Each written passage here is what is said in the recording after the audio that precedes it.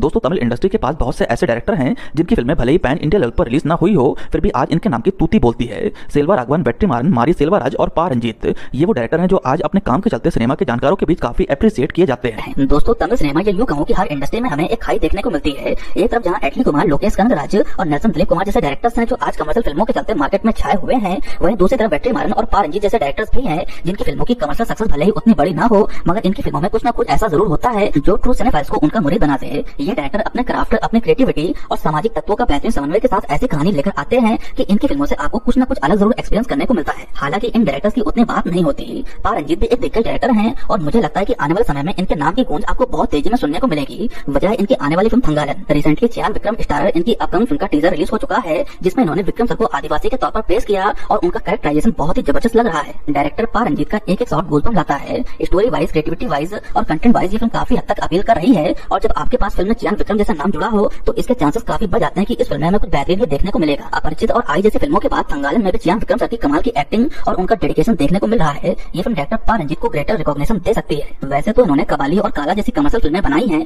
मगर यदि फिर भी आप मुझसे सच पूछो तो सरपट्टा परंपरा वो फिल्म थी जिसके जरिए मैंने डायरेक्टर पा रंजीत को डिस्कवर किया। ऑल्दो ये फिल्म मैंने सबटाइटल के साथ देखी, फिर भी इसका इम्पैक्ट बहुत ही गहरा पड़ा। एक पीरियड स्पोर्ट फिल्म और उसमें एक्टर का लुक, परफॉर्मेंस और जिस तरह से ये फिल्म सामने निकल कर आई थी, डेफिनेटली इसे one of the greatest sport drama फिल्मों में कंसीडर किया जाएगा। दोस्तों पा रंजीत जैसे डायरेक्टर्स अपने क्राफ्ट के साथ जुड़ाव रखते हैं और ये कंटेंट ओरिएंटेड फिल्में बनाने के लिए जाने जाते हैं। वहीं जब इन्हें स्टार या सुपरस्टार के साथ काम करने का मौका मिलता है तो खुद को शायद ही कसा हुआ पाते हैं। भले ही फिल्म की कमर्शियल सक्सेस कितने भी क्यों ना हो, लेकिन कबाली और काला जैसी फिल्में इनकी फिल्मोग्राफी में सबसे लीस्ट पर ही फॉल करती हैं। दोस्तों पिछले दिनों में मराठी डायरेक्टर नागराज मंजुले का इंटरव्यू देख रहा था और वहाँ पर डायरेक्टर पा रंजीत और मारी सेल्वराज जैसे डायरेक्टर्स का जिक्र हुआ। नागराज मंजुले जो खुद दलित समाज से आते हैं, इसलिए उनकी फिल्मोग्राफी में हमें कास्ट डिस्क्रिप्शन और अनटचेबिलिटी जैसे मुद्दे साफ तौर पर देखने को मिलते हैं। ठीक उसी तरह पा रंजीत की फिल्मों में हमें सामाजिक मुद्दे देखने को मिलते हैं, जिसकी एक बड़ी वजह ये भी हो सकती है कि खुद पा रंजीत एक दलित क्रिश्चियन समाज से आते हैं।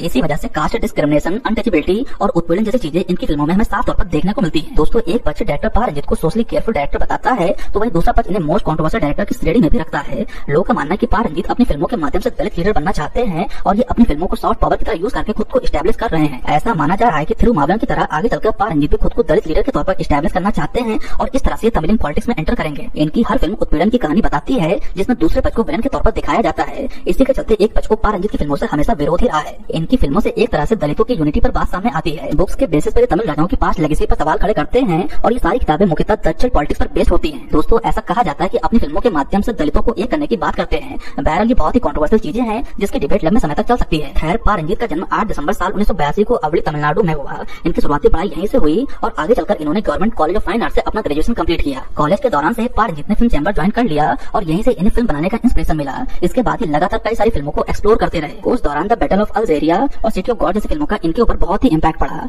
आगे चलकर डायरेक्टर शिवासन मोगन के असिस्टेंट बने। आगे चलकर कुछ दिन इन्होंने डायरेक्टर वेंकट प्रभु के असिस्टेंट डायरेक्टर के तौर पर भी काम किया। इसी दौरान डायरेक्टर पा रंजीत अपनी पहली कहानी भी लिख चुके थे और वे उस दौरान इंडस्ट्री में प्रोड्यूसर ढूंढ रहे थे। डायरेक्टर पा रंजीत एक एक करके कई सारे प्रोड्यूसर के पास गए, लेकिन कहीं पर भी बात नहीं बनी। फिर आखिरकार इन्होंने अपनी शुरुआत नए प्रोड्यूसर सीवी कुमार के साथ करी। दोनों के म्यूचुअल फ्रेंड ने डायरेक्टर और प्रोड्यूसर के बीच समन्वय बैठाया और इस तरह इनकी पहली फिल्म बनी। इस फिल्म का नाम था अट्टा कथे। लगभग 1 करोड़ 75 लाख के बजट में बनी इस फिल्म को रिलीज के साथ ही ह्यूज क्रिटिकल अक्लेम मिला और इस फिल्म ने उस समय लगभग 7 से 8 करोड़ के करीब की कमाई करी। ये फिल्म कमर्शियल सक्सेसफुल थी और क्रिटिकली भी खूब सराही गई। स्टूडियो ग्रीन जिन्होंने अट्टा कथे नाम की फिल्म के डिस्ट्रीब्यूशन राइट खरीदे थे, उन्होंने पा रंजीत को अपनी अगली फिल्म के लिए साइन कर लिया। दोस्तों स्टार्टिंग में डायरेक्टर पा रंजीत अपनी दूसरी फिल्म के तौर पर सरपट्टा परंपरा की कहानी पर काम करना चाहते थे और इस फिल्म के लिए कार्तिक का नाम सजेस्ट हो रहा था। हालांकि बीच में प्रोजेक्ट बंद हो गया और कई दिनों तक कोई भी बात नहीं बनी। इसके बाद डायरेक्टर पा रंजीत अपनी नई कहानी लेकर आए और इस फिल्म में कार्तिक को अप्रोच किया गया। ये फिल्म थी मद्रास, जो कि एक पॉलिटिकल ड्रामा फिल्म थी और कार्तिक को इस फिल्म की स्क्रिप्ट काफी ज्यादा पसंद आई। इन्होंने सोशल रियलिटी को इतनी स्पष्टता के साथ दिखाया जिसे अपर और मिडिल क्लास वाले आसानी से अंदाजा लगा भी नहीं सकते थे। इसी के चलते फिल्म की रिलीज के बाद डायरेक्टर पा रंजीत की काफी ज्यादा तारीफ हुई।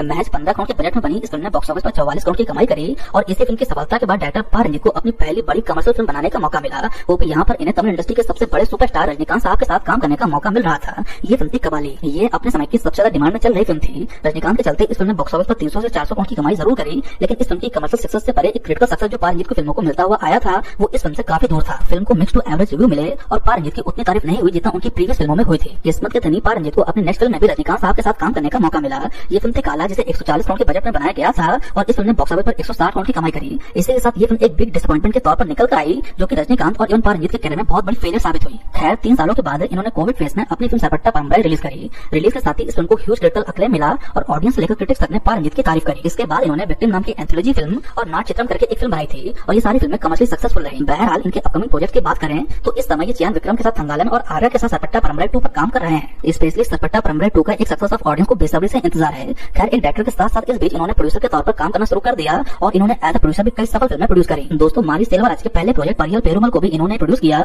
जो कि मेजर कमर्शियल हिट रही। साथ ही साथ इस फिल्म को ह्यूज क्रिटिकल अक्लेम मिला। दोस्तों अभी अपनी नई रिलीज थंगालन को लेकर तैयार है। अब देखते हैं कि पब्लिक इस फिल्म को कितना पसंद करती है। बहरहाल ये रहा पा रंजीत के ऊपर हमारा एक डेडिकेटेड वीडियो। आपको हमारा ये वीडियो कैसा लगा, साथ ही साथ नेक्स्ट आप किस डायरेक्टर के ऊपर ऐसा वीडियो देखना चाहते हैं, नीचे कमेंट सेक्शन में जरूर बताएं। अगर आपको मेरा वीडियो पसंद आया हो तो प्लीज लाइक करें, कमेंट करें और मेरे चैनल को सब्सक्राइब करें। आपका बहुत बहुत धन्यवाद।